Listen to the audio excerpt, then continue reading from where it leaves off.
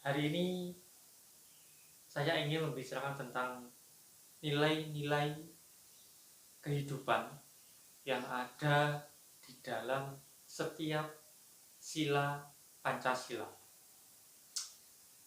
5 sila Pancasila itu merupakan suatu perwujudan dari kehidupan masyarakat kita, mulai dari perilakunya, tindak tanduknya, dan semua yang berkaitan dengan kehidupan masyarakat yang mempunyai nilai-nilai luhur yang dijadikan sebagai pegangan, sebagai dasar, sebagai pandangan hidup, sebagai kepribadian bangsa dalam setiap kehidupan kita sehari-hari.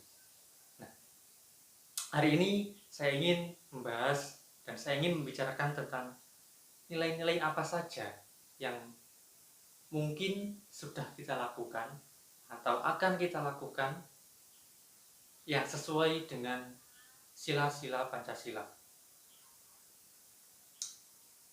Ada 5 sila di Pancasila. Mulai dari yang pertama, sila ketuhanan yang Maha Esa. Ketuhanan yang Maha Esa ini berarti sila yang pertama ini menginginkan kita sebagai masyarakat, sebagai manusia, sebagai bangsa Indonesia ini agar kita sebagai manusia punya hubungan terhadap Tuhan kita. Itu berarti bangsa ini menginginkan bahwa setiap masyarakat mengakui dan mengimani adanya Tuhan yang Maha Esa. Itu artinya bangsa kita tidak menerima lapisan masyarakat, kelompok atau golongan yang tidak mengimani adanya Tuhan yang Maha Esa. Maka dari itu, bangsa kita mengenal beberapa keyakinan atau agama, mulai dari agama Islam, Hindu, Buddha, Kristen, Protestan, Konghucu. Kita mengimani yang dinamakan keberadaan kita dan Tuhan yang Maha Esa. Oleh sebab itu, sila yang pertama mengajarkan kita bahwa kita sebagai insan yang beragama harus menjalankan perintah agama kita dengan baik, sesuai apa yang diperintahkan oleh agama kita masing-masing. Agama Islam berpedoman kepada kitab suci Al-Quran. Agama Kristen berpedoman dengan kitab Injilnya, dan seterusnya. Oleh sebab itu, setiap kehidupan kita, perilaku kita juga harus berpedoman terhadap perintah-perintah yang diajarkan oleh agama kita. Beribadah dengan teratur, saling menghargai orang lain yang berbeda agama dengan kita, tidak memaksakan agama orang lain. Itu adalah contoh-contoh perilaku beragama kita dalam kehidupan sehari-hari. Kita berbuat baik sesuai dengan apa yang diajarkan oleh agama kita masing-masing. Itu berarti juga kita sudah mengamalkan Pancasila, terutama sila yang pertama. Gitu. Berikutnya sila kedua, kemanusiaan yang adil dan beradab. Sila kedua ini menginginkan kita agar hubungan kita antara manusia dengan manusia yang lain, antara saya dengan teman saya, antara saya dengan sesama saya, antara saya dengan pergaulan saya, ini dilakukan dengan cara-cara yang baik. Kemanusiaan itu berarti semua hal tentang perilaku manusia, tentang hubungan kita dengan sesama manusia yang lain. Saling menghargai, saling menghormati, berperilaku terpuji, berbicara yang baik dengan teman kita, bergaul yang baik dengan teman kita ngobrol tanpa menyinggung perasaan, kita tidak menyinggung orang lain, tidak membicarakan kejelekan orang lain. Itu berarti kita sudah mengamalkan sila kedua. Kita membantu sesama, kita saling peduli dengan teman kita, peduli dengan tetangga kita, peduli dengan orang terdekat kita. Kita sudah mengamalkan sila yang kedua. Kita jahat dengan orang lain, kita menipu orang, kita membohongi orang, itu berarti perilaku kita bertentangan dengan sila kedua. Melakukan sesuatu perbuatan yang menimbulkan kerugian orang lain, itu berarti kita sudah bertentangan dengan sila kedua. Begitulah sila kedua, menginginkan kita agar mempunyai hubungan baik dengan orang lain. Gitu. Berikutnya sila yang ketiga, Persatuan Indonesia. Menginginkan agar kita sebagai manusia, sebagai individu, sebagai pribadi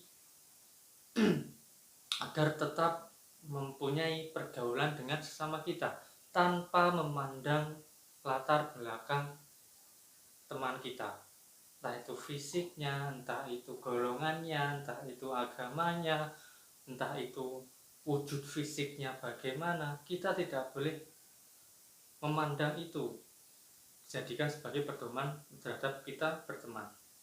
Oh, saya nggak mau berteman dengan orang seperti itu. Nah, itu tidak boleh. Kita harus berteman dengan siapa saja, ya. Kita harus menunjukkan bahwa kita sebagai masyarakat Indonesia ini adalah masyarakat yang kompak, masyarakat yang bersatu. Karena yang kita tahu, Indonesia ini adalah bangsa yang sangat beragam. Beragam ciri fisiknya, beragam logatnya, beragam asal-usulnya, beragam latar belakangnya. Maka dari itu, sila Persatuan Indonesia ini mengajarkan kita untuk selalu merangkul sesama kita tanpa memandang latar belakang kita. Begitu. Berikutnya sila keempat, kerakyatan yang dipimpin oleh hikmat kebijaksanaan dalam permusyawaratan perwakilan. Sila keempat ini mengajarkan kita kalau kita ingin memutuskan suatu hal yang berhubungan dengan orang banyak, yang itu menyangkut kepentingan orang banyak, tidak boleh sepihak, tidak boleh keputusan itu atas dasar kepentingan kita pribadi. Harus kepentingan kita jika menyangkut orang banyak juga harus ditujukan untuk kepentingan orang banyak. Itu, misalkan kalian punya teman satu kelas, dalam satu kelas itu kalian ingin mengadakan suatu kegiatan, juga kalian harus memusyawarahkan itu, harus dibicarakan bersama, dan lalu jika ada keputusan diambil bersama-sama. Jika tidak ada yang setuju, kita terima apa alasan tidak setuju, gitu. Perbedaan pendapat itu wajar, ya. Perbedaan pendapat itu pasti terjadi. Dengan adanya perbedaan pendapat, muncullah solusi-solusi yang bisa kita ambil demi kebaikan bersama. Itulah sila keempat, mengajarkan kita agar apa yang kita lakukan itu selalu bermanfaat untuk sesama, selalu bermanfaat untuk orang banyak. Itu bukan semata-mata untuk ego kita sendiri, bukan semata-mata untuk kepentingan kita sendiri. Yang terakhir, sila kelima, sila keadilan sosial bagi seluruh rakyat Indonesia. Sila keadilan ini mengajarkan kita agar selalu berperilaku adil kepada sesama. Adil itu bukan berarti semua harus menerima sama, tapi disesuaikan dengan kebutuhan itu. Berbeda jika adil ini kita kaitkan dengan penyelenggaraan negara. Negara harus menjamin seluruh masyarakatnya ini tanpa memandang latar belakangnya, tanpa memandang ekonominya, semua harus punya kesempatan yang sama. Negara tidak boleh berpihak pada salah satu kelompok atau pihak. Negara harus punya pandangan yang adil kepada seluruh rakyat. Ini kalau negara. Kalau kita punya teman, kita punya kelompok, kita perlakukan dengan adil.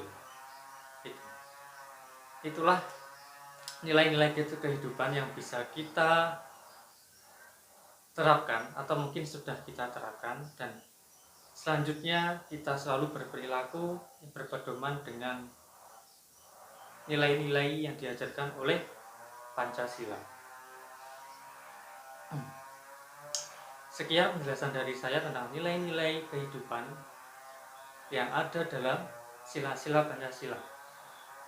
Semoga kita semua bisa menjadi insan yang punya kepribadian luhur sesuai dengan apa yang dicita-citakan oleh bangsa kita, yang termaktub, yang tertulis dalam 5 sila Pancasila.